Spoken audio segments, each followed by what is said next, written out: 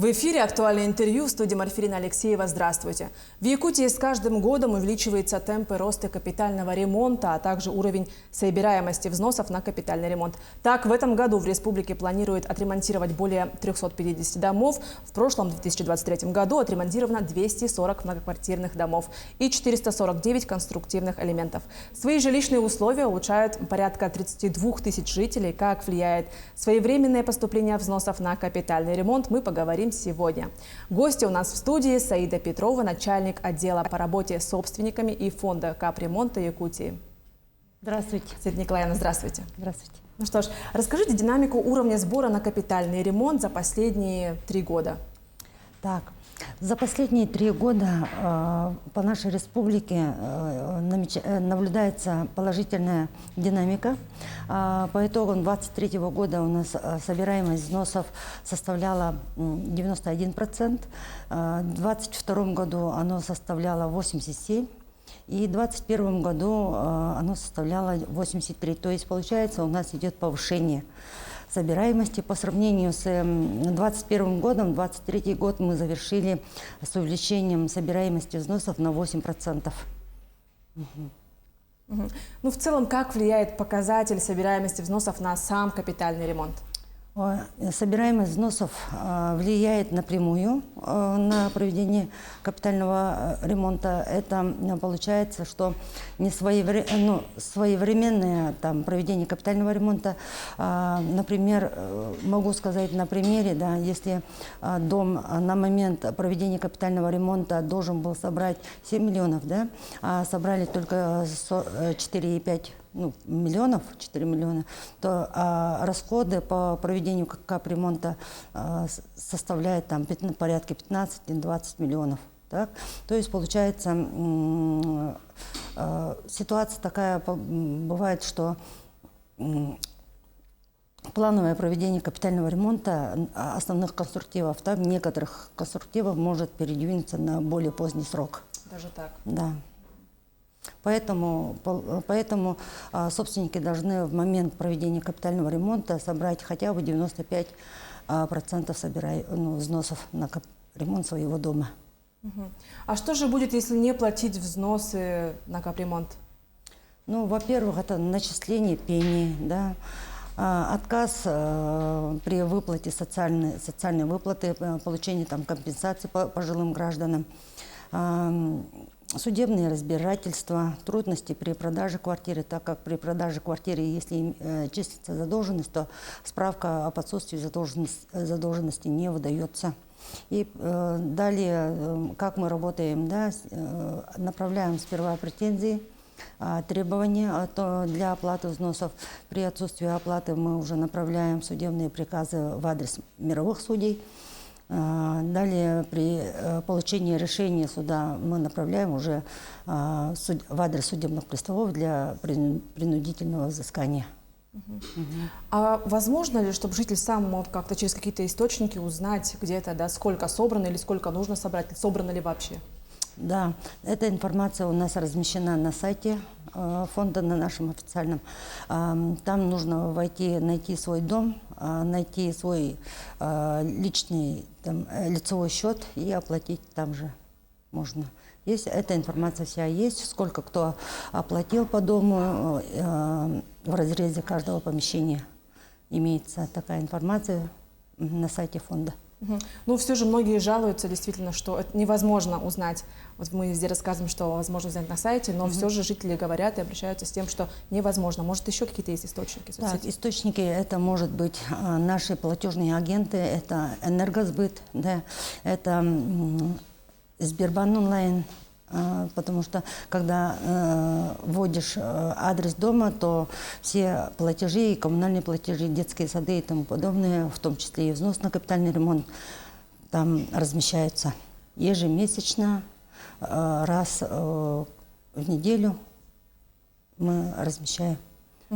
А с какими наиболее частыми вопросами обращаются к вам собственники? Ну, обычно обращений бывает 2 блока. Да? Один – это задолженность. В любом случае задолженность спрашивают. Второй блок – это социальные выплаты. так, по уплате взносов на капитальный ремонт. Часто обращаются собственники, которые не проверили наличие задолженности при покупке квартиры. То есть задолженность на основании 158 статьи Жилищного кодекса переходит к новому собственнику. То есть задолженность остается за помещением, а не за физическим лицом. И лицевые счета на помещение, на квартиры у нас создаются только один раз. Есть помещение, и оно зависит только от общей площади помещения. Поэтому задолженность остается за помещение. Так? Есть аналогичная же ситуация, есть по признанным в судебном порядке банкротами тоже. Человек стал банкротом, думает, что долги все списываются, а именно специальная норма 158 статья Жилищного кодекса говорит о том, что переходит задолженность помещения по лицевому счету, переходит к новому собственнику. А по блоку социальные выплаты, да, там к нам в основном подходят пожилые граждане, которым уже исполнилось 70 лет, кому положена компенсация в размере 50% и выше. Они подходят к нам за оформлением компенсации. Но я хочу сказать, что компенсация у нас по республике оформляется агентством субсидий и предоставляется ими же. Да? В конце 2023 года у нас были внесены соответствующие корректировки, да, чтобы пожилые граждане не бегали по инстанциям. Раньше у нас было как сперва оплачиваешь взносы, а далее получаешь на банковские карты сумму компенсации. В настоящее время у нас сумма компенсации агентством субсидий перенаправляется нам. Да, и эта сумма учитывается при сумме оплаты. То есть, например, человек оплачивает 500 рублей, начисление 500 рублей, будет платить с учетом компенсации 50% 250 рублей. Ну вот мы озвучили вначале, что численность капитального ремонта домов увеличилась, да, за последние 3 года. Каково качество и кто за этим следит, и какие, возможно, проблемные моменты встречаются? Да, в основном проблемные моменты встречаются при том, как собственники не открывают дверь. Ну, получается, они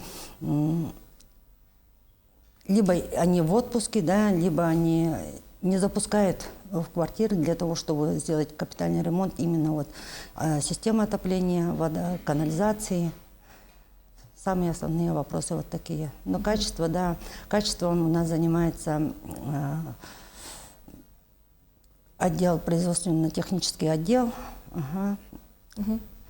Качество проверяет управление Госжилнадзора, прокуратура, государство проверяет качество.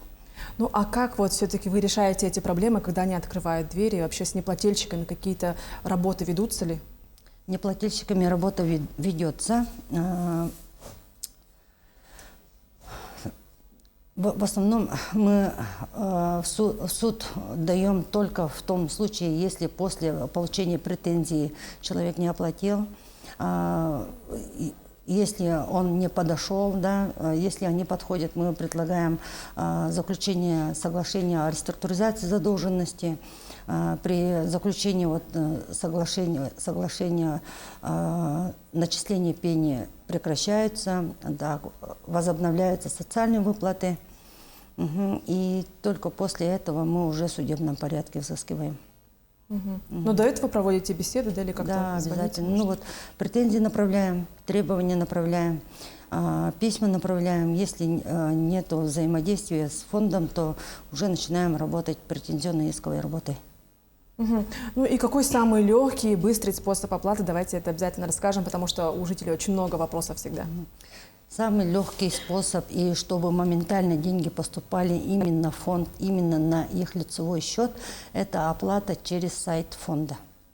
Необходимо туда указать лицевой счет. В этом случае система перенаправляет на платежную систему, там указывается взнос отдельно и пени тоже отдельно. Да? Пени у нас начисляется, если человек не оплачивает 2 месяца, да, 2 месяца начисляются пени, и эта пеня ежеминутно, ежечасно обновляется в нашем сайте. То есть первоисточник – это наш сайт. Когда деньги оплачивают, взносы оплачивают через сайт фонда, она моментально поступает на котловой счет. Мы можем сразу же выдать справку об отсутствии задолженности, так как бывают такие случаи, что сегодня у собственника сделка при продаже, купле-продаже, а он опоздал оплатить и тому подобное, либо оплатил через Сбербанк, то мы предлагаем оплатить через сайт. Если человек оплачивает через Сбербанк, деньги поступают в течение 2-3 дней.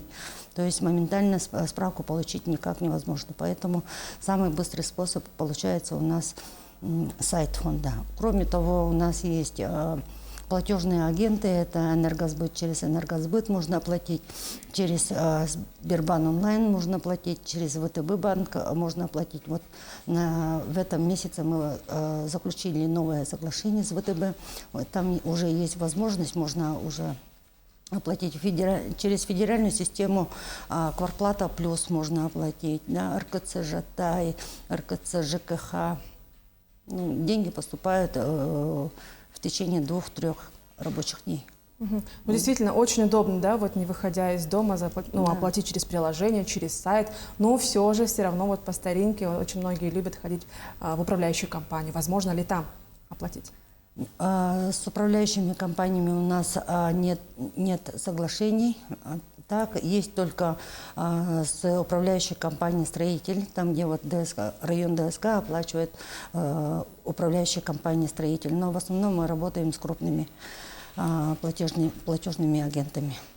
Ну что ж, Саида Николаевна, спасибо вам за такую информативную беседу. Ну а я напомню, что в эфире была программа «Актуальное интервью». До встречи в новостных эфирах.